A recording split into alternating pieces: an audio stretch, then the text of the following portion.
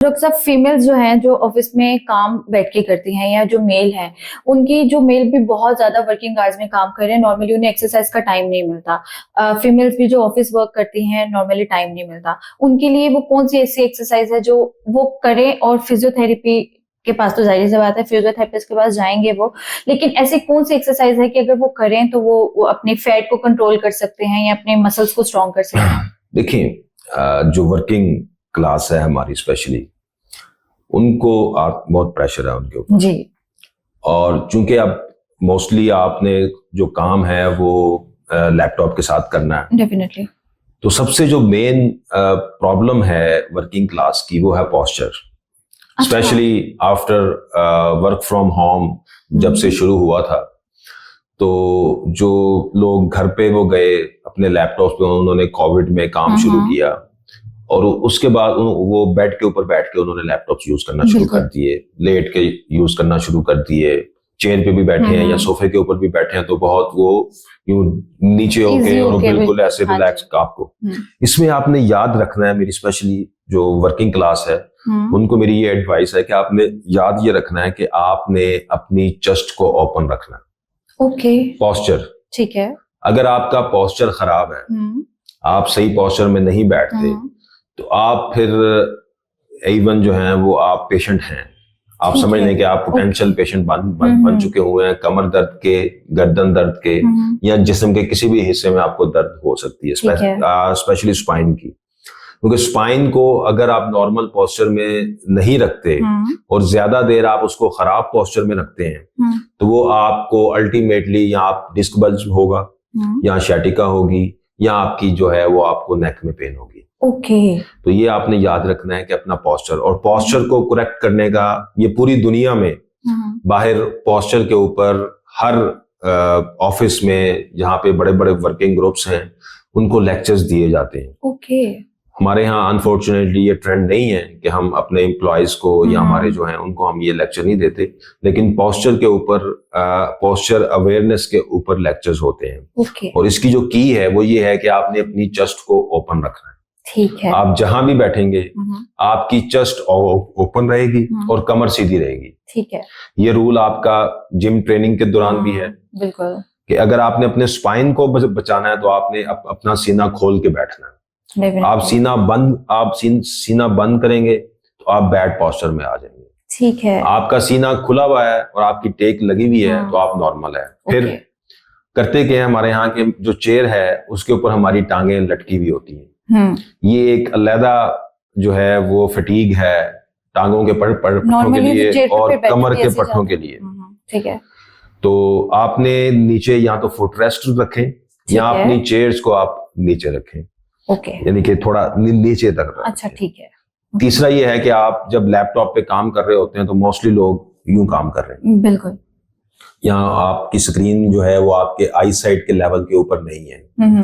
वो जब आप नीचे है और आपकी जो कोहनियां हैं वो रेस्ट पे नहीं है, तो आप जब यूं बैठ के काम करेंगे तो ये सारे पट्टे आपके खिंचे हुए हैं, नेक आपकी खिंची हुई है। अब नेक का देख लें कि अगर आपका सर जो है वो अपने नॉर्मल पोस्चर से आप समझ लें कि कुछ मिलीमीटर्स जो है वो अगर आगे आप यूं झुका होता है तो आपके जो हेड का वेट है वो डबल हो जाता है नेक के ऊपर। बिल्कुल। मसलन आपके हेड का नॉर्मल वेट है 3 to 4 kg, 5 kg, लेकिन अगर आपने उसको फ्लेक्स कर लिया तो ये मेरे सर को उठाया हुआ है मेरे गर्दन के पट्टों ने। ठीक है। जब मेरे गर्दन के पट्टे यूं गया तो उनका जो वर्क है वो समझ रहे हैं कि ये 12 से 13 kg वेट वो उठा रहे होते हैं। तो इसलिए अपना पोस्चर आप सीधा रखें, इरेक्ट पोस्चर में बैठे, अपना जो आपकी स्क्रीन है वो आई लेवल के ऊपर रखें। आप अपनी गर्दन को ना झुकाएं, आप अपनी नजरों को झुका सकते हैं लेकिन आप अपनी गर्दन को नीचे ना करें। ठीक है। ये आपके पोस्चर की अवेयरनेस है। और एक जगह पे बहुत ज्यादा देर के लिए ना बैठें। ठीक है। हर घंटे बाद, 1.5 घंटे बाद आप उठ के 4-5 मिनट की आप वॉक लाजमी करें। बिल्कुल ठीक है। डॉक्टर साहब, मुझे ये बताएं कि जो स्ट्रेस रिलीफ मिलता है फिजियोथेरेपी में, क्या हम इसको, और दूसरा एक सवाल ये कि जिनको अस्थमा का प्रॉब्लम है उनके लिए फिजियोथेरेपी क्या फायदेमंद है? उनको फिजियोथेरेपिस्ट के पास जाना चाहिए, कोई एक्सरसाइज करनी चाहिए, क्योंकि नॉर्मली सांस का मसला है ना? जी, मैं आपको बता दूं, अस्थमा एक आप समझ लें कि आपके फेफड़ों की, लंग्स की जो है वो एक एबनॉर्मेलिटी है। ठीक है। वो स्पैज्म में आ जाते हैं। ओके। वहां भी पट्टे ही स्पैज्म में आते हैं, आपने ये याद रखना है। ठीक है। तो उसके लिए तो वो इनहेलर्स और वो सारा कुछ वो यूज कर रहे होते हैं। लेकिन फॉर लॉन्गर रन जो कार्डियो पल्मोनरी रिहैबिलिटेशन, ये एक कंप्लीट डिपार्टमेंट है फिजियोथेरेपी का। ठीक है। जिसमें हम जो चेस्ट है, जो आपके फेफड़े हैं, लंग्स की एक्सरसाइजेस कराते हैं। ठीक है। ठीक है। तो डेफिनेटली एस्थमेटिक पेशेंट्स की जो लंग्स की एंड्योरेंस है उसके ऊपर काम किया जा सकता है, उसको बेहतर किया जा सकता है। और स्ट्रेस को भी कम करता है ये। स्ट्रेस देखें, अब जो स्ट्रेस है, आप ये बड़ा अच्छा क्वेश्चन किया आपने कि स्ट्रेस का ताल्लुक आपके पट्टों के खिंचाव के साथ है। अच्छा। ये आपने याद रखना है। ठीक है। जब भी आप स्ट्रेस में होंगे या कोई भी स्ट्रेस में जब होता है तो आप देखेंगे उसके गर्दन के पट्टे, उसके ये शोल्डर्स, कंधे अकड़े फौरन जो है वो स्पैज्म में आ जाते हैं, अकड़ जाते हैं। और अगर एक बंदा बहुत देर के लिए स्ट्रेस में रहता है, काफी सालों के लिए वो एंटी डिप्रेसेंट्स ले रहा है, वो उसको एंजाइटी है, तो उसके ये जो पट्टे हैं इनके अंदर ट्रिगर पॉइंट्स बन जाते हैं, बॉडी शिवर करती है।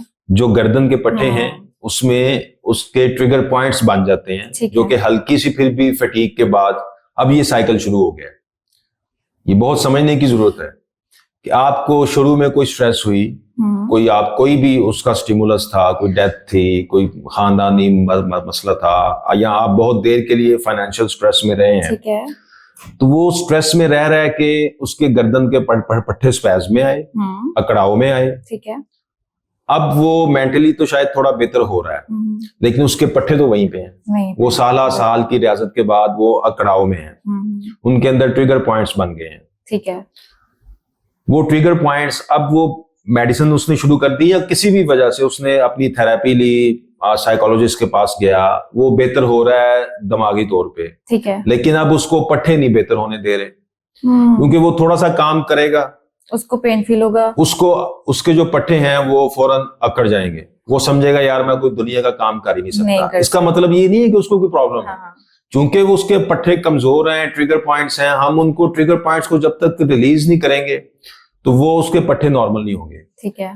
तो अगर कोई पेशेंट ऐसा स्ट्रेस में या एंजाइटी में है और उसको लगता है कि उसके गर्दन के पट्टे कमजोर हैं, तो इसका डेफिनेटिव ट्रीटमेंट है। वो 2 से 3 हफ्तों की रिहैबिलिटेशन के बाद वो बिल्कुल नॉर्मल इंसान हो जाएगा, उसके पट्टे वापस नॉर्मल आ जाएंगे।